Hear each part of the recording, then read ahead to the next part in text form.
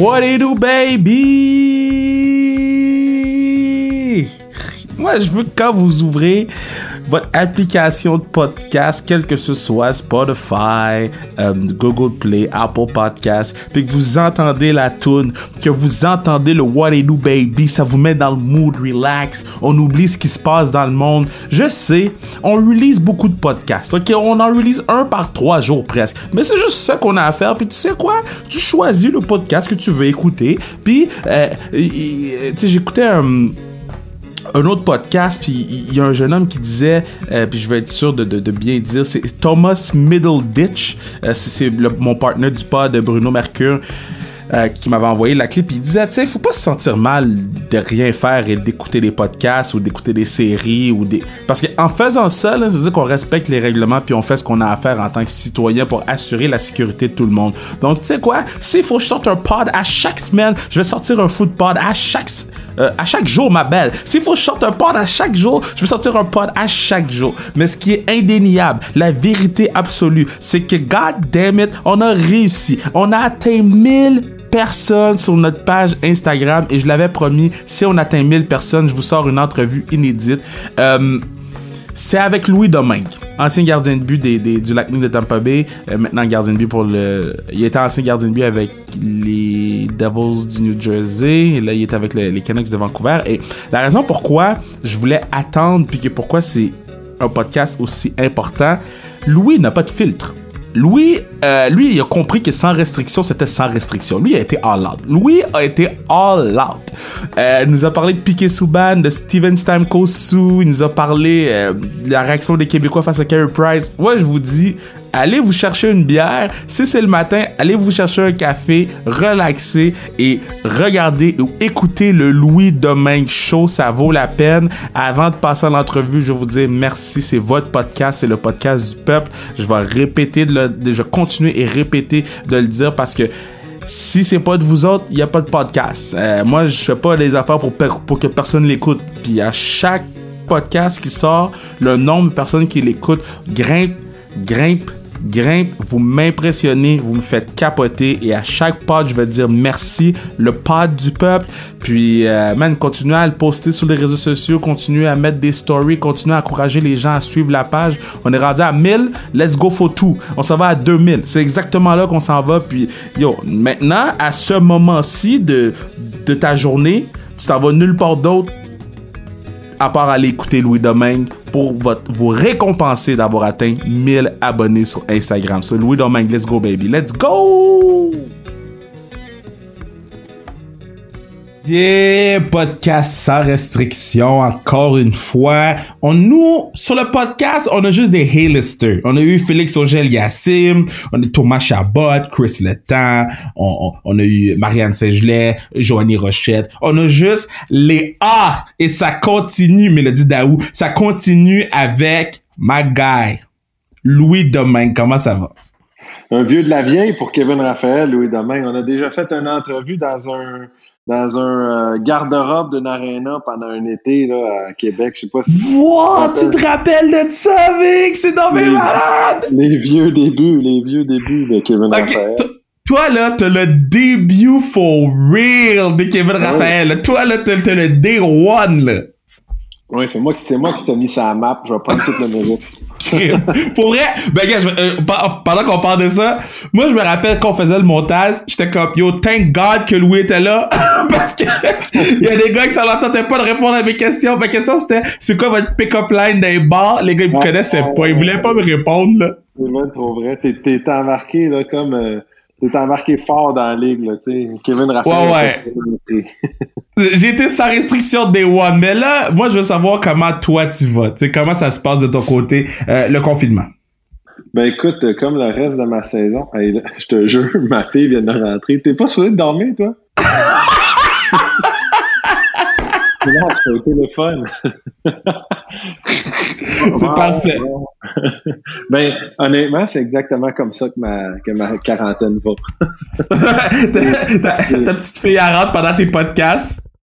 C'est exactement comme ça que ça se passe. C'est sans arrêt, on a des enfants dans les jambes, les routines se brisent, on essaie de faire notre mieux, mais tu sais, on est tellement pas à plaindre, là. La vie est belle, on est juste débordé par nos enfants, là, comme tous les parents sur la planète en ce moment, j'imagine. Puis dans le fond, toi, vous l'avez appris, vous êtes parti en fait, es-tu parti de Vancouver ou t'es stationné là-bas? Non, je suis de retour à Saint-Marc sur le Richelieu. Okay. C'est ça, nous on l'a appris, on était sur la route, on venait juste de partir pour 2 matchs. On jouait en Arizona, puis on sentait que ça s'en venait. Là, j'étais en train de souper avec Antoine Roussel là, le soir. Puis, mon agent me donnait des updates un peu sur ce qui se passait. Puis ça arrivait tellement vite parce qu'on se rappelle, je trouvais ça quasiment ridicule que l'État de la Californie commence à parler de jouer des matchs sans spectateurs. Ouais. On est comme ça, donc c'est quoi qui se passe, tu sais? Même reculons plus loin, quand la briseur de CCM et la compagnie Lefebvre, quand ils se sont séparés, j'avais reçu une boîte de Chine, les mythes CCM qui venaient de commencer, puis tu sais, les gars, ils disaient comment t'as fait pour recevoir ça? Parce que les gars recevaient plus de hockey, tu sais. Tout était... Ah ouais? Ben oui, parce que la Chine avait complètement fermé. C'est vrai. Imagine recevoir des mythes de Chine, puis là, tu te mets la main là-dedans. Tu sais pas qui avait la main là-dedans avant. C'est de même que ça a commencé. Là, dans mon cas, finalement. C'est dommage fou, ok. Fait que là, dans le fond, les gars, ils capotaient parce qu'ils étaient pas capables de recevoir leur bâton. Mettons, là, toi, comme gardien de but, tu passes combien de bâtons par année? Ben, si tu comptes les bâtons brisés sur les poteaux, non, mais on en passe sérieusement. Je suis pas celui qui en passe le plus. Moi, je les utilise à fond, genre comme surtout mes bâtons. Tu sais, je prends des bâtons neufs pour mes games, mais quand je joue dans les pratiques, là, je les utilise jusqu'à temps que le bâton casse par lui-même. Fait que je suis pas un gros utilisateur de bâton là, personnellement. À part, tu sais, ça brise quand tu reçois des lancers sur la maillotche, là, ça casse en deux. Puis, mais je te dirais que depuis JT Miller, c'est un gros briseur de bâton. Ah ouais? Lui, il était pas bon pour le budget. Mettons, c'est quoi? C'est un par game, genre? Ben, des pratiques, quand je joue avec, il frappe ma maillotche, puis il vise ma maillotche. Ah ouais, hein? Probablement comme 2 shots sur 3. C'est donc ben drôle. Mais c'est-tu vrai, les gars que, tu sais, ils changent de bâton aux périodes, genre, où j'avais entendu une affaire que Zygmunt Paufi, qu'est-ce qu'il faisait dans le temps, c'est que quand il prenait un tir, si ça rentrait pas, il changeait de bâton jusqu'à ce qu'il score et il gardait son bâton. Ben, honnêtement, tout le monde, il y en a qui sont pires que d'autres, assurément. Il y a des gars qui sont... Moi, j'ai jamais compris ça, tu sais, personnellement. C'est la Ligue nationale, faut dire, là, tu sais, je veux dire, les gars peuvent bien faire ce qu'ils veulent, là, mais moi, j'aime ça utiliser les bâtons le plus que je peux, là. Tu sais, les Québécois, on est différents, on aime ça faire attention à la planète, on aime ça pas gaspiller, tu sais, comme nos bouteilles de plastique dans la récupération, mais tu sais, le reste de la planète s'en fout, là, fait qu'ils prennent... les autres, ils ont pas peur d'utiliser des bâtons. En parlant de planète, je pense que dans ta carrière de joueur de hockey, t'as fait le tour, là. Je vais nommer les villes. Moncton, Québec, Gwinnett, Portland, Arizona, Springfield, Syracuse, Binghamton, New Jersey, Vancouver. Là, t'arrives à Vancouver. Quand t'arrives dans une nouvelle équipe, puis là, c'est pas la première fois que ça t'arrive, est-ce que t'es encore gêné quand tu rentres dans le locker room ou, là, vu que t'es rendu un vet de la ligue, t'es rendu un boss et les gens, ils savent t'es qui? Ben, c'est jamais... Moi, premièrement, je suis un gars qui est pas gêné, fait que ça... En partant, tu sais, j'ai de la facilité à m'inclure dans des groupes, fait que je peux croire que ça peut être plus dur pour certaines personnes. Moi, tu sais, honnêtement, ça dépend de temps du fit aussi. Tu sais, je pense que une chambre comme le Lightning, je suis rentré là-dedans, puis on dirait que ça faisait des années que je jouais pour l'équipe. Tu sais, Vancouver, j'avais un peu le même feeling, fait que c'était très très très similaire. New Jersey, ça a été plus tough. C'était moins un fit. Je sais pas pourquoi, mais des fois c'est comme ça. Mais écoute, c'est jamais vraiment évident. Je pense que c'est vraiment plus dur pour la famille. Tu sais, eux autres, ils rentrent dans... Tu sais, nous, on se voit tous les jours, mais tu sais, imagine être la femme puis arriver dans la chambre des femmes, ça peut être intimidant, tu sais, puis des enfants, puis tout ça. Ah ouais. Je pense que c'est plus dur pour eux que pour moi. Parce que souvent, on se dit, ouais, ben les affaires, l'école, whatever, mais j'avais jamais pensé à la femme qui rentre dans la chambre des femmes, là. Parce que ça existe, là. Les gens qui savent pas, moi, j'ai découvert ça les premières games que j'ai été au Centre Bell backstage, entre parenthèses, là. Il y a un endroit où les femmes écoutent le match, où ils ont des billets pour aller voir la game, mais sinon, comme en dessous, dans le sous-sol, il y a leur lounge à eux autres où ils peuvent se réfugier là-bas. Ouais, effectivement, puis c'est là où, tu sais, souvent, tu vois, des femmes, ils vont même pas regarder la game. Souvent, là, ils vont juste s'asseoir là, prendre une coupe de vin, parlent, ils sortent les potins, puis ça parle de tout et de rien. Là, tu sais, il y en a des femmes qui aiment pas ça aller regarder la game. Là. Moi, j'ai toujours dit à ma femme là, de toujours aller voir les games, puis de pas prendre rien pour acquis, parce qu'on sait jamais, tu sais, quand ça peut arrêter tout ça. Mais mettons, quand tu te fais trade, c'est qui t'appelle en premier, ton agent ou ta femme? Mais souvent, c'est ton agent qui te le dit, puis après, t'appelles ta femme. Ok, c'est ton agent. Je pensais que c'est ton GM qui t'appelait. J'en ai vu pas mal de toutes les couleurs. Là. Je te dirais, en fait, j'ai été changé 3 fois. Ouais. 2 fois. 3 fois. Puis, je pense que c'était pas mal tout mon agent les 3 fois. Puis, c'est quoi qui arrive? Mettons, là, tu te fais trade. À quoi tu penses? C'est quoi qui te traverse l'esprit? Parce que moi, je me suis toujours demandé, on a eu Pierre-Luc Dubois sur le pod, puis Pierre-Luc qui expliquait que eux autres à Columbus, ça doit être comme ça dans toutes les équipes, mais eux autres à Columbus, tous les joueurs sont réunis à l'endroit où il y a la télévision, puis tout le monde écoute TSN Trade Center pour voir qui se fait trader, comment ça fonctionne. Toi, comment tu vis cette journée-là? Ben, le trade deadline, j'en ai vécu plusieurs, tu sais, je te dirais, une fois on était en avion, on me rappelle quand on avait échangé Antoine Vermette, il dit, tu sais, dans ce temps-là, il n'y avait pas Internet sur des avions, donc il s'est fait échanger, on est décollé, on le savait pas, on est atterri, il était échangé, tu sais, fait que wow. ça en est une que j'ai vue. Cette année, vois-tu, il m'avait envoyé parce qu'il venait de me mettre sur les waivers, fait que j'étais rendu à Binghamton, puis je croyais plus que j'allais être échangé, mais vu que j'avais pas la télé vraiment dans mon hôtel qui couvrait le trade deadline, j'étais allé dans un bar pour écouter, tu sais, fait que là, je commençais à être un peu dépressif, j'allais pas être échangé, fait que j'ai pris une coupe de bière, puis tu sais comment que les trades, ils rentrent tard des fois, là, tu sais, le 3h, ouais. je pense que mon échange, elle a passé à 4h30, tu sais, fait que j'étais rendu que je pensais que j'étais plus échangé, fait que il a fallu que je dégrise rapidement pour me rendre à ma prochaine destination, mettons. C'est donc ben drôle. Fait que là, moi, parce que quand vous vous faites échanger, là, vous arrivez là-bas, est-ce qu'il y a un moment qui t'a le plus marqué de cette journée-là, que soit ton arrivée dans la nouvelle équipe ou ton départ de ton ancienne équipe, un joueur qui est venu te parler ou un moment qui est arrivé? Écoute, et c'est tout le temps tellement bizarre la première journée parce que, tu penses tout le temps que, je sais pas pourquoi, mais t'arrives tout le temps ben trop de bonheur à l'aréna la première journée, puis là, t'es assis dans ton stall, puis tu serres la main au gars, puis tu te présentes, mais tu sais, je suis le seul gars qui a été échangé pendant la période de transaction. Ils savent je suis qui, là, tu sais, puis il me dit son nom, tu sais, salut, je suis Beau Harvad. Je sais que t'es Beau Harvad, tu sais, voilà. Tu sais, c'est tout le temps bizarre de ce côté-là, mais pour moi, c'est peut-être ce qui me marque le plus de ça. Mais tu sais, la première chose à quoi je pense quand je suis échangé, là, ben souvent, c'est comme qu'est-ce que mon équipement. Tu sais, comme cette année, j'ai mon père, tu sais, souvent, je lui donne des vieilles pads que j'ai joué avec, puis il vend, puis là, il avait vendu des pads à un gars que j'avais quand je jouais avec le Lightning. Fait que quand j'ai été rééchangé en bleu, finalement, j'ai dit, on va rechercher les pads du gars.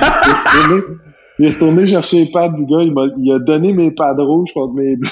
Là, finalement, j'ai pu matcher en attendant que je reçoive mon équipement. Hey, c'est drôle, ça! Okay, mais pour les goalers, là, c'est ça, là, nous, la première pensée qu'on a, c'est quel pad, tu sors tout, t'es là dans le customizer de CCM, où là, je suis rendu avec le 5, donc dans le customizer de le 5, je suis en train de faire ma pad, puis là, c'est le cast, il y a tellement de détails qu'on pense pas, mais juste mettre il y a des équipes qui ont des culottes spéciales. Mettons, à New Jersey, on avait juste des culottes noires, mais t'aimes pas, il y avait un éclair dessus. Si t'arrives avec des culottes vertes, t'aimes pas, ben, il faut que tu mettes comment t'appelles ça, une gaine? Une housse, là? Ouais. C'est dégueulasse, ça, là, tu sais. Il est pas capable de bouger. Fait que là, faut que tu bisounes là-dessus, tu découpes, tu enlèves des bouts, puis Là, c'est plus compliqué qu'on pense. Jouer avec l'équipement quand t'es échangé. Ce que tu m'expliques, c'est que pour les goalers, le swag, c'est comme au haut de la liste, là. Complètement. C'est très drôle. Bon, là, t'es à Vancouver. Ça fait... En fait, t'as passé quand même une couple de semaines là-bas. Là. T'as joué une game, mais t'as quand même... t'as quand même vécu, là. C'est comment Vancouver comparé aux autres villes? Vancouver, premièrement, là, c'est... Pour moi, quand je jouais dans d'autres équipes, visiter Vancouver, jouer à Vancouver, c'est une des places de un que j'ai eu le plus de succès, puis de deux que j'aimais le plus jouer et visiter, parce que tu sais la scène au niveau de la nature autour, tu sais Vancouver, je sais pas si c'est déjà allé, mais c'est un petit downtown, vraiment une petite île. Contourné de la mer, de la baie finalement qui ouvre dans la mer, puis les grosses montagnes avec la neige en haut, puis les rochers sont juste ça, fait que c'est tellement beau. Puis j'ai été chanceux parce que à chaque fois il faisait beau, tu sais, puis c'est une ville qui pleut beaucoup, mais j'ai été chanceux. À chaque fois que j'y allais, il faisait beau. Puis justement, quand j'étais là, ça commençait à redevenir chaud et beau, tu sais. Pendant le confinement, je prenais un bicycle puis je faisais le tour. Là-bas, il y a un truc qui s'appelle le Sea Wall. Que c'est comme une grosse piste cyclable qui fait le tour de la ville, finalement, puis qui longe l'eau. Puis là, tu fais le tour de Stanley Park, qui est un des plus beaux parcs naturels au monde, avec des gros conifères géants, puis tout ça, puis la vue des montagnes et de l'eau. Fait que c'est vraiment, vraiment une vue imprenable, là, Vancouver. Donc, de ce côté-là, j'aimais ça. Puis juste jouer là, je sais pas, il y avait de quoi qui... Tu sais, souvent, il y a des arénas comme ça que tu as du succès. Il y en a d'autres, t'as pas pantoute de succès, incapable d'en avoir, tu sais. Puis Vancouver, pour moi, ça a toujours été une ville que j'ai trippé à aller.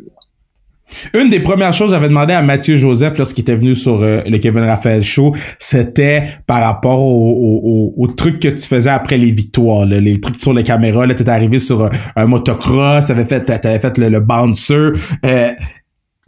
D'où ça vient ce truc? Ben c'est quasiment naturel, c'est bizarre parce que c'est quelque chose qui escalade dans le fond. Là, tu sais, j'ai commencé par en essayant d'inclure les fans dans la poignée de main de la victoire à la fin. Tu sais, comme je prenais la caméra, je les traitais comme si c'était le point d'un spectateur finalement, fait que je donnais comme un petit coup dedans.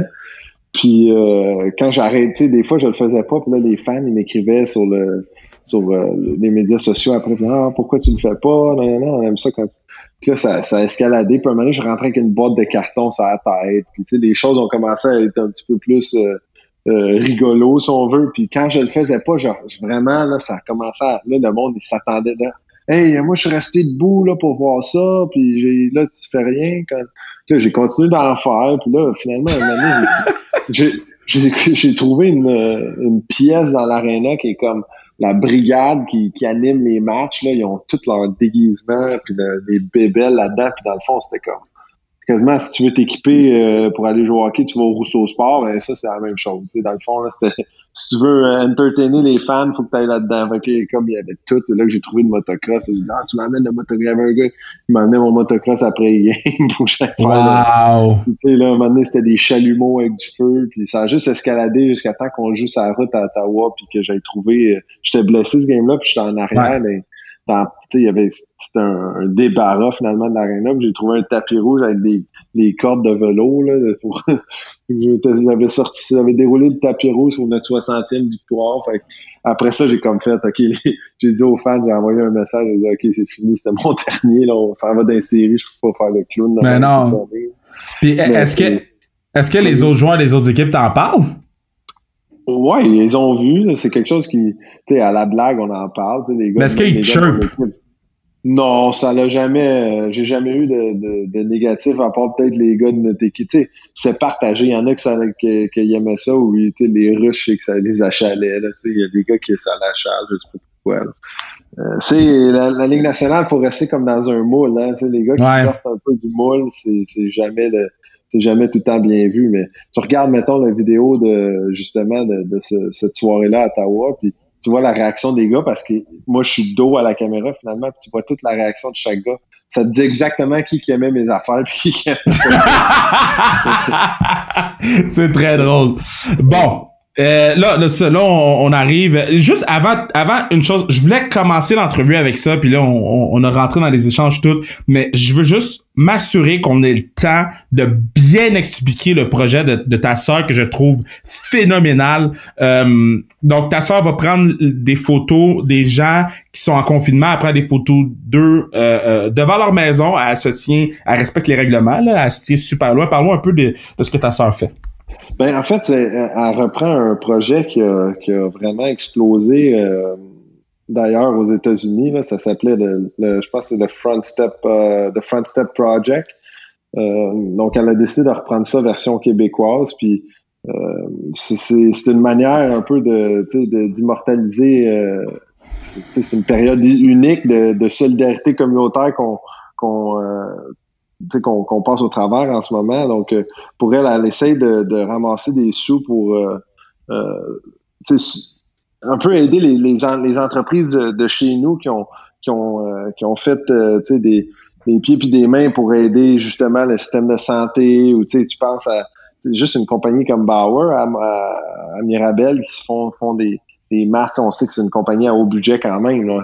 Mais il y en a des plus petites compagnies qui ont qui donnent des repas, puis il y en a toutes sortes là, du monde qui essaie d'aider, puis pour elle, c'est d'essayer de ramasser des fonds avec ça là, pour dans le fond venir en aide à ces petites entreprises-là. Donc elle se promène que ce soit sur toute l'île de Montréal ou peu importe où, là, puis elle essaie dans le fond, son idée, c'est d'offrir des mini-séances à domicile, évidemment, à la fin de la pandémie, pour essayer de ramasser ou ça peut même être pendant la pandémie, elle se tient loin puis elle prend des photos, ça tout dépend, mais elle donne des prix pour justement ramasser des fonds là, pour ça, pour des séances photos. Donc c'est ça. J'ai contacté plusieurs de mes amis, dont toi, plusieurs de personnes pour essayer de ramasser, d'essayer de faire un engouement avec ça là, moi je trouve ça cool là, quand j'ai vu ces photos, elle m'en avait pas parlé, puis j'ai vu ces photos, puis j'ai comme fait c'est dommage hot, je trouve que ça représente bien la situation dans laquelle on est, puis les photos parlent d'elles-mêmes là, finalement là. Ben, pour que les gens puissent aller voir des photos, c'est sur le Charlotte BD photographe sur Instagram. Charlotte BD photographe sur Instagram. Il y en a avec Maxime Martin puis Livia. J'ai vu les Morissette et Cloutier qui étaient là. Toi, t'es là aussi. Donc, puis il y a des gens de toutes sortes. Il y a des photos qui sont extrêmement créatives. Il y en a qui assis sous son genou, a fait le grand écart. Donc, je répète. Donc, Charlotte BD photographe sur Instagram pour pouvoir aller voir les photos. Donc, je voulais m'assurer qu'on puisse faire la plug comme du monde parce que je trouve que c'est une bonne idée. Je trouve que c'est un beau projet. Puis, j'aime les gens créatifs pendant le confinement. J'aime qu'on soit plus créatif que chialeux. Donc, je voulais en parler sur le pad.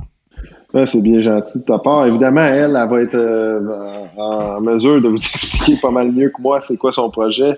Moi, j'essaie juste de l'aider puis de partager son idée le plus que je peux. Mais je ne suis pas assez au courant des détails pour... Ben, je pense que tu l'as bien fait. Tu l'as bien fait.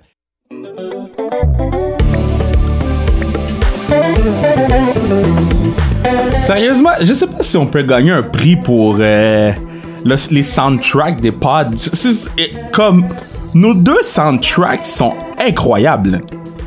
Comme tu fermes les yeux, tu te sens comme si t'étais à Haïti chérie, t'étais à Pétionville sur la ou t'étais île des Vaches, tu chilles sur la plage, puis tu regardes la mer, tu regardes à l'horizon, puis t'es comme God damn, living my best life. Mais la raison pourquoi on a pris une pause de votre récompense de cette entrevue du 1000 likes avec Louis Domingue, c'est pour vous dire que vous pourriez commanditer le pod. Vous pourriez assurer la pérennité du podcast. Vous pourriez faire en sorte que le podcast soit encore meilleur, qu'on ait des meilleurs équipements, qu'on ait des meilleures installations, qu'on puisse aller chercher les meilleurs invités. Mais ça, c'est si votre compagnie décide d'investir dans le pod. Votre pub serait ici. Sur ce, on retourne écouter l'entrevue avec Louis Domingue parce que pour de vrai, même moi qui fais l'entrevue, je suis saisi. Bon, là, le prochain... À chaque podcast, on joue à un jeu avec les athlètes professionnels. Et c'est... Je te nomme le nom des coéquipiers et toi, tu dois me donner une petite anecdote sur cette personne-là. Un petit quelque chose, un petit bonbon, un petit truc sans restriction. Donc, on y va en force. Moi, je commence comme... Hey, on commence avec le top dog, Steven Stamkos. Il me semble que lui, il est un peu comme Crosby. On sait pas c'est qui. Ben, c'est vrai. Stamkos, c'est une bonne... Son trip dans les quand on sort ou qu'on fait un party d'équipe mettons chez lui, parce que souvent les parties d'équipe étaient chez lui à Tampa. Quand on vient un peu en boisson à la fin de la soirée, il craque ton cou. Il fait des ajustements de cou. Je sais pas comment il a appris ça, mais tu sais, il pousse le cou. Attends, je comprends pas. Fait que Steven Stamkos, il se casse 50 buts par année, mais c'est aussi un chiropraticien. En quelque sorte, non, sans être légal, il craque ton cou. C'est très, très bon. OK, next, Mathieu Joseph. Une anecdote, Mathieu Joseph. À part qu'il est laid avec ses cheveux longs, là, ça a pas de bon sens, là. Il est temps qu'il coupe ça, certain. Qu'est-ce que je peux bien... J'essaie de penser, là, mais j'ai pas d'anecdote drôle, mais... Parce que Mathieu, dans notre crew, il fait partie de notre crew de boys, là. Puis dans notre crew, Mathieu, il est très, très, très cocky. Il est très confiant, là. Tu sais, quand il vient à la classique, il est bon au hockey, il sait. Est-ce que quand il est dans l'uniforme du Lightning, il est aussi cocky? Ben, je pense que c'est une qualité qui fait de lui le joueur clé, je pense. C'est sûr que c'est quelque chose qu'il perdra jamais, puis... tant mieux pour lui, ça va l'amener où ça doit l'amener, cette affaire-là. Fait que, tant que c'est contrôlé, là, le cockiness, c'est quelque chose de, ça peut être utile, tu sais. Mais c'est positif. Moi, j'ai tout le temps vu ça positif chez lui. Ça n'a pas le choix de l'être parce que ça fait partie du personnage. Fait que tu sais, comme je te dis, tant qu'il garde ça contrôlé, ça va l'amener loin. Next, Max Domi. Une anecdote. J'en ai probablement une couple. Mais Max, c'est le gars qui avait Max, c'est le gars qui avait le facial hair le plus bizarre de la ligue quand il était en Arizona, là.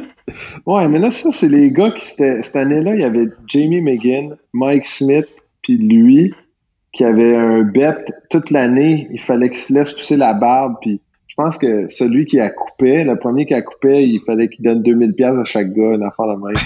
Mais il y a une meilleure anecdote que ça, c'est que il y a une année, à côté d'où ce qu'il habite, il y a un photoradar, mais comme civil, tu sais. Okay. C'est une affaire comme, c'est pas comme sur l'autoroute 20, mettons, là. C'est une affaire comme vraiment dans les rues. Puis lui, il pensait qu'il pouvait déjouer ça, genre, fait qu'à toutes les fois, il speedait.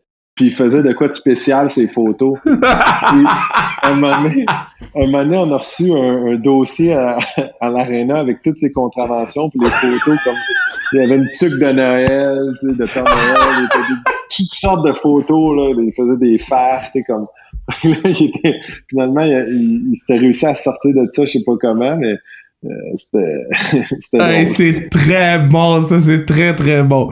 Anthony, capitaine Duke de la classique KR, Mister, je fais attention à mes cheveux 24/7, Anthony Duclair. Oh my God. Duclair, là, j'ai joué avec comme quand il avait 16 ans, moi, junior, c'était un gelot. Mais en fait, une bonne anecdote, c'est que son premier char qu'il a acheté, c'est le mien. Il l'a acheté de moi. Il a acheté ma première BM, j'y ai vendu. Mais c'était un citron, fait que j'ai vendu un vieux citron à Duclair.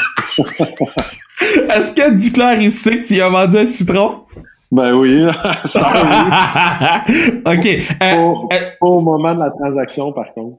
Le prochain, c'est un de mes joueurs, je te dirais, préférés de la Ligue en ce moment. Un des jeunes joueurs que j'aime le plus regarder. C'est le genre de joueur, là, pis là, je fais un gros prélude, là, mais c'est le genre de joueur que, il y a une game de Vancouver, je suis pas tendance, à moins que tu goals, là, je suis pas tendance de la regarder, mais si Elias Peterson joue, je la regarde. Qu'est-ce que tu peux me dire sur Elias? Skills, soft hands, Peterson. Ah, ça n'a pas de sens, hein, comment il est bon, ce joueur-là, pour le frame qu'il a, pis tout, là, c'est tellement impressionnant. Yo, on dirait un danseur de ballet. Ouais, je comprends pas pantoute, mais il est vraiment, tu sais, du temps que j'ai été là, j'ai pas pu me ramasser une histoire sur lui, là. Il est tellement, il est très, très, très silencieux. Tu sais, il y a beaucoup de Suédois dans cette équipe-là, puis je pense qu'à ce jour, j'ai jamais entendu la voix de Louis Eriksson. J'ai probablement jamais entendu la voix d'Elias Pedersen. Tu sais, les gars, ils parlent pas, sont vraiment, vraiment, vraiment silencieux, mais, tu sais, je me rappelle, maintenant, on avait une journée de congé, puis les deux, on est allés pour des traitements à l'aréna, puis j'ai embarqué, j'ai mis mes patins, puis il était embarqué lui avec, puis on a joué juste moi puis lui sur la glace. Moi, j'étais à l'avant, là. Les deux, on était à l'avant, puis on a dû jouer pendant 2 heures de temps sur la glace. Ah ouais, juste hein? faire des shots, puis des passes, tout. Puis là, tu vois à quel point les gars ont une coche. Ouais, hein? Y a-tu un joueur... Vas-y. Y a-tu un joueur que... En pratique, là, il y avait ton numéro, man. Comme chaque pratique, chaque fois qu'il faisait un tir de barrage contre toi, tu savais que t'étais dans le problème avec lui. Ben là, tu veux dire dans ma carrière ou genre à Vancouver? Dans ta carrière. Il y en a beaucoup des bons shooters, là. JT Miller, c'est un excellent shooter, mais on compétitionnait tellement un envers l'autre que c'est soit que j'avais son numéro, soit qu'il m'abusait. C'était comme un ou l'autre que ça arrivait de même, là. Qui avait vraiment... Ekman Larson était tough à arrêter. Ah ouais? Ah ouais, il y a vraiment, vraiment de bonnes shots, mais les défenseurs prennent pas autant de lancers que les attaquants, mais vite de même, c'est le top de ma tête, là, tu sais, ça serait les joueurs, le Braden Point, un autre bon tireur. Ouais. Mais un gars parce que pour revenir vite sur Peterson, là, je comprends pas comment ce gars-là, il avait le plus gros slap shot au All-Star Game. Comme... Ah, je te le dis, c'est ça, je te dis, ça, tu comprends pas, là, le gars, il est minuscule, puis même, tu sais, comme récemment, je veux dire, dans les derniers matchs qui s'est joué, là, il était sorti du banc de punition, puis son explosion, puis sa vitesse, là, tu sais, comme ça sort d'où?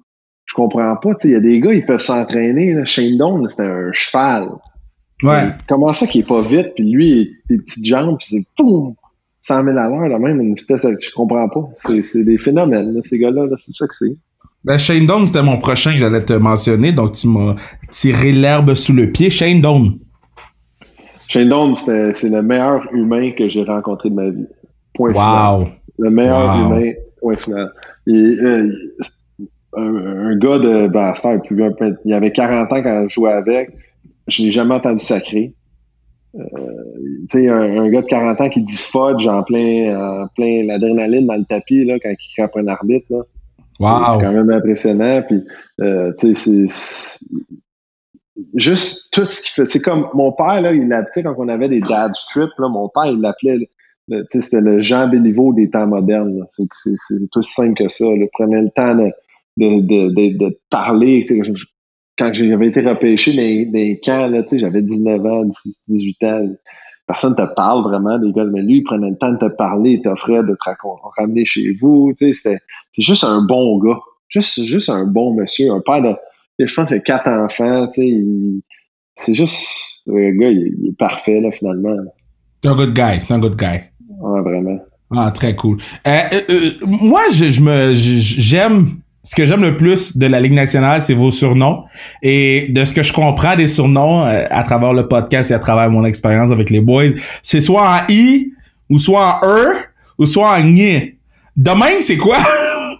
Ouais, demain, c'est pas le nom que tu donnes ben de surnom avec. Je me suis fait appeler Lou bien souvent. Juste Lou. Sweet Lou. Y a rien de spécial. J'ai jamais eu depuis que j'ai le même nom depuis que je suis né, vraiment, mais j'ai jamais eu de bons surnoms tout au long de ma vie, là.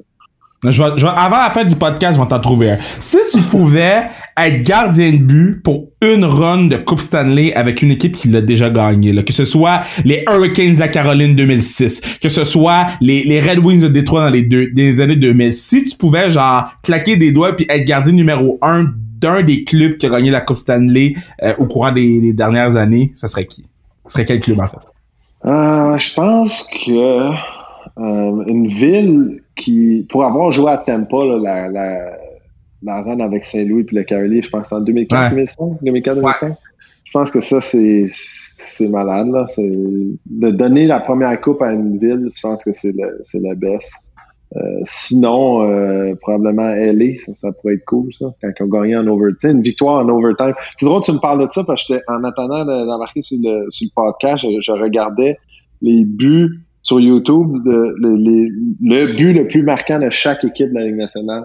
Fait que j'en ai vu plein, là. J'ai pu me faire une couple d'idées, justement, tu sais, comme le but à Saint-Louis à Calgary, Game 6, là, tu sais, c'est malade, là, ça, là. Ou le but de Jason Arnott quand ils ont gagné la coupe contre Dallas, là, en overtime. C'est tous des moments que, quand t'en fais partie, ça, c'est comme, ça te reste dans la tête tout le temps. Je me rappelle, on a battu Boston en prolongation à Boston en 2017-2018 quand j'étais avec Tampa.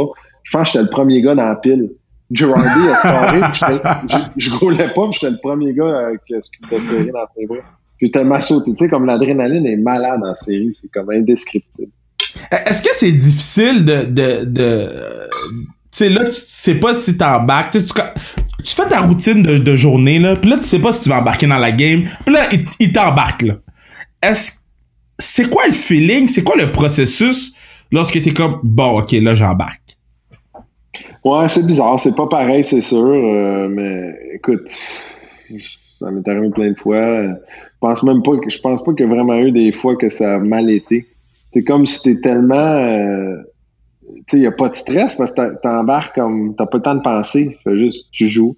Puis normalement, quand tes meilleurs games comme goaler, c'est quand tu penses pas puis tu fais juste jouer. Fait d'une manière, ça passe comme rien, là, tu sais, mais moi, je me suis fait donner un vieux truc par Rostislav Klesla, je sais pas si tu te rappelles de lui. Oui. Il bloquait des shots avec sa face, lui, mais à un moment donné, il avait été descendu en Ligue américaine quand je commençais, puis il m'avait dit, quand t'es sur le banc, mets-toi tu sais, on a des heat packs qu'ils appellent, là. Fait qu'il dit, mets-toi un heat pack dans le dos. Fait que depuis ce temps-là, quand je goal pas, j'ai tout le temps de quoi qui me tient, juste de quoi qui me tient chaud un petit peu. Fait que ça garde le reste de mon corps chaud, finalement. Fait que quand j'ai embarqué, j'ai tout le temps une petite chaleur sur moi. Fait que ça me tient plus prête qu'autrement, finalement, là. Bon, les gardiens de but sont très superstitieux. Pierre-Luc Dubois était venu sur le podcast un petit peu plus tôt cette année, vous pouvez aller le réécouter, et Pierre-Luc a dit, en parlant de son goaler, ouais, ben tu sais, c'est un goaler, puis tout le monde a compris ce que ça voulait dire. Toi, c'est quoi ton rituel d'avant-game? Ah, moi, je suis pas un gars bien spécial à ce côté-là. Je suis assez lousse. Moi, j'ai compris vite que pour moi, fallait pas que je pense trop. Il fallait pas que je sois trop dans ma bulle parce que sinon, je venais nerveux. Puis, tu sais, je suis pas un gars nerveux vraiment dans la vie. Fait que personnellement, tu sais, je prépare mon équipement. Faut que mon équipement soit juste prêt, là, tu sais, comme n'importe qui. Là, je check que tout est correct pour ma game, tout est prêt pour ma game, tout est aligné. Comme ça, j'ai pas à penser. Je mets mes affaires une après l'autre. Puis, let's go, on y va. Les bâtons, c'est la même chose. Je prépare mes bâtons. Puis après ça, c'est jouer au soccer jusqu'à temps que je m'active physiquement, là.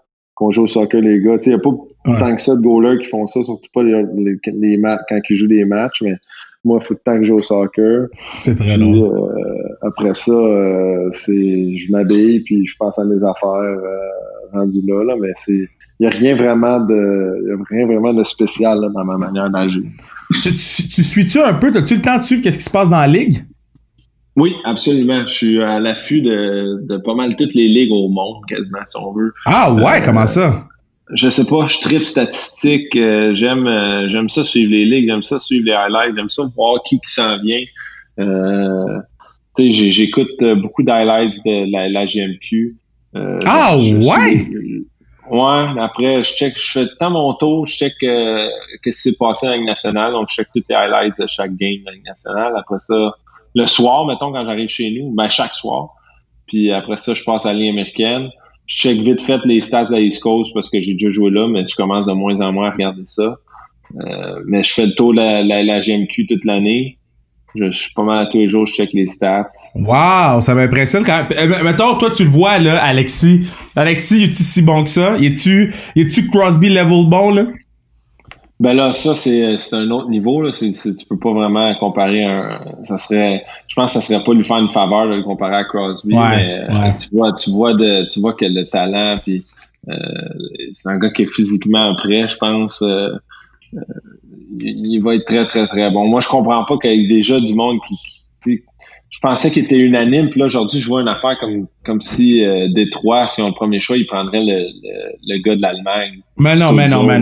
Tu peux pas passer par-dessus un gars comme ça, là, mais on sait jamais. Steve Eisenman, il fait il en a sorti un l'année passée avec Sider, le grand défenseur. Ouais. On sait jamais jusqu'à temps que le nom est appelé, finalement, mais c'est une force incroyable, là, les choses qu'il a faites déjà dans niveau junior. Je pense qu'il a déjà joué une année de trop junior, selon moi. Fait que, ouais. En tout cas, on va voir. Moi, j'ai tout le temps dit, j'aime mieux demander aux athlètes qui sont là, au lieu de le demander aux gérants d'estrade. Je l'ai fait avec Félix Auger-Aliassime par rapport à qui était le plus grand joueur de tennis of all time. Il m'a répondu Djokovic, contrairement à tout ce que tout le monde pense, parce que lui, il a joué contre Nadal, Federer et Djokovic. À toi, je vais te le demander. Demain matin, tu as un choix pour une série de 7 pour la Coupe Stanley, Louis. Tu prends qui? Ovechkin ou bien Crosby? Crosby, probablement parce à quel point il est versatile comme joueur. Il peut jouer dans toutes les situations. Pour une série, je le prendrais. Quoique, notre équipe s'est faite passer à gratte par Ovechkin en 2017-2018 aussi, là. Passer à gratte? Mais c'est vraiment c'est 2 buts au match 7. Tu sais, comme les deux peuvent prendre le contrôle d'un match. Okay. J'aime mieux jouer contre Crosby qu'Ovechkin. Pourquoi? Parce que j'ai probablement eu plus de succès contre Ovechkin que Crosby, mais j'aime mieux le contraire, juste parce que je sais pas, chaque shot qu'Ovechkin prend, ça change rien où il est sur la glace est dangereuse. Puis mettons 5 contre 3 arrive là, tu sais qu'Ovechkin, si la puck te frappe pas, il y a des chances qu'elle soit pas mal derrière. Crosby il est shifty, il va essayer de scorer dans l'arrière du net. Faut juste tout le temps que tu sois prêt avec lui. Tu comprends? Il est tellement intelligent, tu sais, comme sa tête est à un autre niveau, son hockey sense. Le Michigan, le but que Svechnikov il a fait 2 fois, hey mon Dieu, j'ai eu un burp sur le podcast, je m'excuse, c'est le Appleton, parce que là, pour ceux qui écoutent le pod, on a enregistré celui de Mélodie Daou, j'ai pris 2-3 verres de Appleton, là on enregistre celui de Louis Domingue, j'ai pris 2 autres 3 verres de Appleton, fait que je vais recommencer ma question comme du monde. Le Svechnikov, le Michigan, il l'a fait 2 fois en game. Est-ce que ça devrait être légal? Parce que il me semble que les gardiens de but, vous pouvez rien faire contre le Michigan, là. En tout cas, j'ai pogné Chris Pronger qui parlait de ça sur l'autre podcast de hockey le plus populaire au monde, Spitting Chicklets, puis il dit il est bon. Ce gars-là n'aurait jamais essayé ça quand moi j'étais sur la glace. Puis s'il l'aurait essayé, il l'aurait regretté. Ouais, c'est ça. Il dit ça l'aurait peut-être pas été ce chiffre-là, mais ça aurait été une autre fois. Ouais. Mais il s'en serait rappelé. Fait que j'aime cette attitude-là, tu sais. Essaye pas de réinventer la roue, puis essaye pas de ridiculiser personne sur la glace, tu sais. Mais regarde, c'est rendu de même les jeunes, hein. Tous les jeunes qui arrivent dans la ligue, là, c'est des skills à plus finir. C'est différent. Ils ont pas la même, tu sais, ils ont pas eu à passer au travail d'autant que nous autres. Puis, la ligue américaine, c'est comme, wow, faut que j'aille dans la ligue américaine. Ouais, impossible. Moi, j'ai un peu de toutes les données. Fait ils se permettent de faire des affaires un petit peu super funky, même sur la glace, parce qu'il y a personne qui leur a jamais dit qu'ils pouvaient pas faire ça, tu sais. C'est-tu parce que c'est moins physique dans la ligue en ce moment? C'est-tu parce que c'est un petit peu plus soft? C'est plus players coach du côté des entraîneurs? Pourquoi tu penses ça? Je sais pas. Il y a tellement de jeunes dans les équipes maintenant. Tu sais, qu'est-ce que tu vas faire? Tu peux pas. Faut que tu fasses attention à comment tu gères ces jeunes-là parce que tu es en train de les préparer pour le futur. Fait écoute, je suis content que ça soit pas ma job d'être coach ou de devoir gérer des situations corsées de même parce que c'est. Tu sais, nous, juste à Jersey, on avait Jack Hughes, on avait Boldquist, on a plein de gars qui sont jeunes, là, même des gars que ça fait longtemps qu'ils jouent, puis tu regardes leur âge, OK, mais juste 22 ans, ça fait 4 ans qu'il est dans la ligue déjà. Fait qu'il y en a plein des jeunes qui ont, c'est dur parce qu'il faut que tu les moules de la bonne manière, ces jeunes-là, parce que ils sont le futur de ton organisation. Fait c'est de comment les entourer. Puis je regarde une équipe comme Vancouver, par exemple, que t'en as beaucoup de jeunes là aussi. T'as Peterson, Horvat est quand même jeune. Ces gars-là, leur exemple, c'est des gars qui travaillent fort, comme les Roussel, les Sutter, les Louis Erickson. Je trouve que le mix vieux-jeune, puis tout ça est tellement important, puis quand il est bien appliqué, ça va faire une différence à long terme sur ton organisation. C'était comment jouer avec 76, excuse-moi, Piquet Subban? Moi, j'ai adoré Piquet. On a eu du bon temps ensemble. J'ai aimé que t'as dit moi. J'ai aimé que t'as commencé en disant moi. Je parle pas pour tout le monde, je parle pour moi. Je pense que tout le monde aime Piquet. Il n'y a pas personne qui aime pas Piquet parce que Piquet, c'est un bon gars. Maintenant, est-ce qu'il prend de la place dans la chambre? Oui. C'est un gars qui a une personnalité plus grande que la majorité. Puis c'est aussi un gars qui se fout complètement de ce que tu penses de lui. Puis tu peux pas le blâmer. Il y a tellement un following impressionnant, puis il y a tellement de monde qui regarde, qui le passe au pinceau fin à tous les jours, que à un moment donné, tu te fais une carapace, tu te dis comme quand le monde mange de la merde, écoute, s'ils me suivent, c'est parce qu'ils m'aiment. Fait qu'en bout de ligne, ils peuvent bien faire ce qu'ils veulent. Le gars, il fait juste comme moi, je fais mes affaires. Ceux qui m'aiment me suivent, puis let's go. Puis je te dis, tout le monde aime Piquet. Il y a personne de New Jersey qui aime pas Piquet. Oui, il y a des temps que tu fais comme OK, on parle là, tu sais, mais je pense ça une fois par jour, tu sais, dans ma maison. Fait que, c'est pas de quoi qui moi, ça me dérangeait pas. Il y en a que ça dérange. Piquet va rester le même. Puis je pense qu'il va être apprécié dans n'importe quelle chambre qu'il va aller parce que en bout de ligne, c'est un bon Jack. Mais je trouve que c'est une bonne réponse parce que, en fait, je trouve ta réponse intéressante parce que quand il était à Montréal, c'est qu'est-ce qu'on lui reprochait. Quand il était à Nashville, après ça, c'est ce qu'on lui reprochait. Là, il y a eu pas la saison qu'il espérait avoir cette année, c'est ce qu'on lui reproche. C'est pour ça que j'aime sa restriction. Ça vient de la bouche des athlètes qui sont dans le vestiaire. Il faut commencer à prendre pour du cash les gens qui jouent contre ces athlètes-là ou qui jouent avec ces athlètes-là. Maintenant, puis là, le podcast tire à sa fin, je vais pas te retenir trop longtemps, là. Il y a un sondage qui est fait à travers la Ligue qui dit que Carey Price est le meilleur gardien de but de la Ligue. Et ça, c'est répétitif. C'est presque à chaque année, c'est Carey Price le meilleur gardien de but de la Ligue.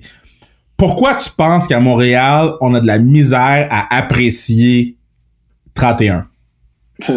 Les Québécois, c'est comme ça qu'on est. On n'est jamais content. Ouais? On n'est jamais content de ce qu'on a jusqu'à temps qu'on l'aille plus.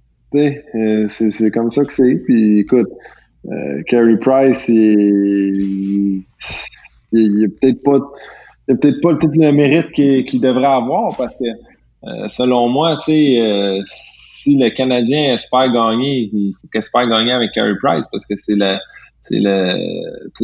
colonne vertébrale de l'organisation. Puis sans lui, le Canadien n'est pas la même équipe. T'sais.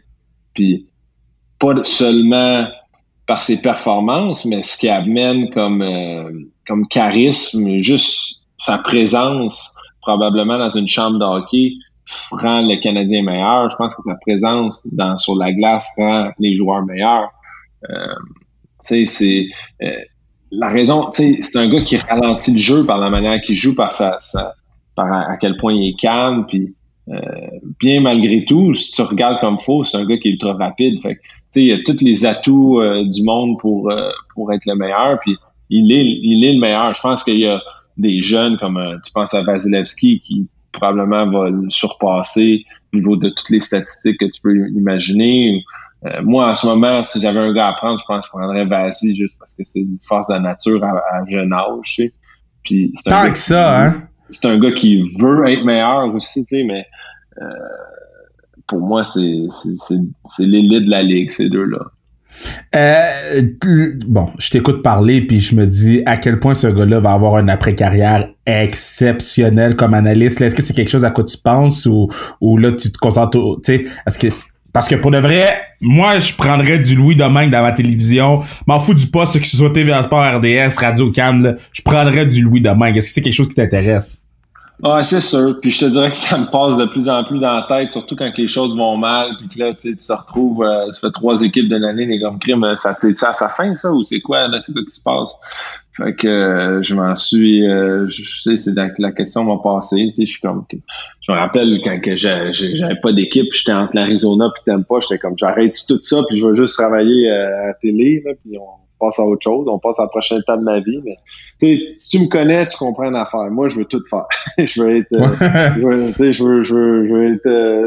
faire de la rénovation, je veux avoir une émission de télé, je veux faire tout ce que, ça a l'air le fun, je veux le faire. Tu sais, c'est comme, j'embarque dans un peu tout et rien, mais assurément que à la fin de ma carrière, si quelqu'un me veut, je vais faire de la télé. Oui. Écoute, moi, qu'est-ce que je peux te dire de mon côté, c'est le show de Renault, c'est moi qui l'ai. Tu peux pas venir me chercher. Laisse-moi là, s'il te plaît, j'en ai besoin. Numéro 2. On peut le faire ensemble si tu veux. Si tu veux, on peut le faire à l'équipe. Sauf que la différence avec moi, Kevin, c'est que moi, je suis capable d'utiliser mon marteau, par exemple. Là. Moi, je veux me saler, là. Je veux pas juste être devant la caméra. Moi, je suis devant la caméra, puis je regarde les autres se mettre à 4 pattes cogner du clou. Moi, je fais... Puis l'autre chose, il va falloir qu'on fasse parce que là, on a busté un peu, mais il va falloir qu'on fasse un part 2 parce que c'est vraiment intéressant d'entendre non seulement parler de ta carrière, c'est cool, mais c'est ton take sur le hockey, je pense qu'il est très aiguisé, puis il est super intéressant. Il y a pas beaucoup de... Moi, je vais parler ma parole, là. Il y a un gars que je trouvais intéressant lorsqu'il parlait de hockey, c'était José Théodore, quand je travaillais avec lui. Je trouvais que, malgré le fait que les gens peuvent dire ce qu'ils veulent sur lui, là, mais hors d'onde, là, quand on parlait 1 à 1, là, mais j'avais ce vibe-là que j'ai avec toi en ce moment parce que c'est un gars qui connaît, comme toi, connaît le hockey, puis il n'a pas peur de donner son opinion. Donc, j'ai vraiment hâte de voir ce qui s'en vient pour toi. Par contre, j'espère que c'est dans 5, 6, 7 ans parce que je pense que tu en as encore à donner, que ce soit avec Vancouver ou ailleurs. Donc, merci d'avoir été là, mon gars. Ouais, merci à toi. C'est Nick partie remise, effectivement. On se reprend dans les plus brefs délais. Puis juste pour que les gens se rappellent, là, Charlotte DP photographe. C'est BD. Boileau Domingue, qui est notre nom de famille que... Je recommence. On un des deux parce que ça fit moins bien sur un chandail. Ton chandail, c'est ça, le chandail est long. OK, so Charlotte, t'as-tu tous tes chandails? T'as-tu gardé tous tes chandails ever? J'en ai plusieurs. Puis tu fais quoi avec? Les accroches-tu? Ouais, ils sont derrière moi. T'as-tu un Hall of Fame de... Parce que je sais qu'au football, ils s'échangent les chandails là, sur le terrain. Est-ce qu'au hockey, Non, au hockey, vous faites pas ça? Ben en fait, j'avais une couple de gars que j'ai fait. Mettons, on va sur la route, là, je demande au gars qui s'occupe des joueurs là, finalement. Là, puis je demande d'aller m'acheter un chandail à la boutique, comme tu sais, j'ai Ovechkin, puis là, il l'amène au bar, puis Ovechkin le signe, puis il me l'en donne. Ah, c'est vrai. Fait que j'ai Ovechkin, j'ai Jagger, puis j'ai Stamkos dans mon bureau, puis j'ai des chandails de moi. Je garde toutes mes masques. Fait que, j'ai mon premier masque Jet 3 quand je jouais pour les Lions du Lac-Saint-Louis. Ben non! J'ai les remparts, mes casques de Moncton, mes casques de la Ligue nationale. Fait que j'ai tout ça comme dans un truc vitré. Là. Puis j'ai ma coupe du président. On a gagné l'année passée. Wow, très hot. Ben écoute, je vais t'envoyer un chandail classique KR Kevin Raphaël. Je vais te le signer. Puis on se revoit bientôt. Puis profite du confinement avec les mousses. Puis fais attention à toi. Merci à toi, mon Kevin. On se redonne des nouvelles.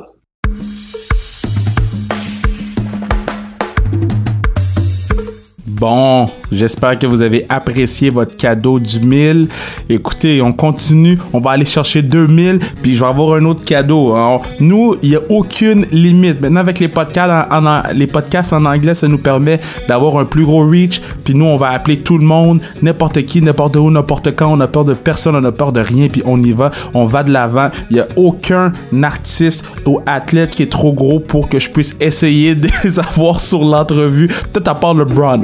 Je pense pas que LeBron il va répondre à mon DM, mais s'il y a une chose, c'est qu'on va répondre à tous les DM des gens qui nous disent que c'est un bon pod ou qui aiment le pod, tous les gens qui nous laissent des 5 étoiles sur les applications, tous les gens qui nous laissent des commentaires, tous les gens qui les mettent dans les stories, on repartage tout, c'est votre podcast, c'est le podcast du peuple, on le fait en équipe 6day1, puis on va continuer à le faire no matter what. So, on a atteint 1000, maintenant on s'en va vers 2000, puis je sais pas quand le podcast il sort là, parce que je sais pas c'est quel jour de la semaine qu'on a hit le 1000, mais tout ce que je sais c'est que restez à l'affût parce que peut-être demain ou après-demain il y a un autre podcast qui va sortir, et écrivez-moi ou mettez dans votre story qui vous voudriez avoir sur le pod, parce que nous on a comme enregistré un mois d'avance là, et on sort les entrevues au compte-gouttes, mais on continue à enregistrer, donc on va presque à 2 mois d'avance dans quelques semaines, donc quand je dis la pérennité du pod là, goddamn, je meurs demain mais vous allez m'entendre parler pendant 2 autres mois, ok? Fait que ça je vous dis, continuez à nous envoyer des messages, continuez à nous envoyer de l'amour, puis continuez à nous envoyer des suggestions.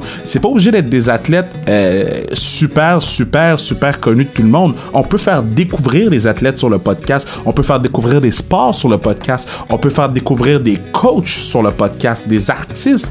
C'est votre plateforme, c'est votre voix, donc n'hésitez pas à embarquer dans la conversation avec nous, avec Bruno Mercure, le partner du pod. C'est Bruno Partner Pod. Puis on va continuer à essayer de vous donner du bon contenu. Donc merci beaucoup. Et yo, on the way to 2000, baby! Le beat est bon, hein? C'est Mathieu Brutus. Let's go!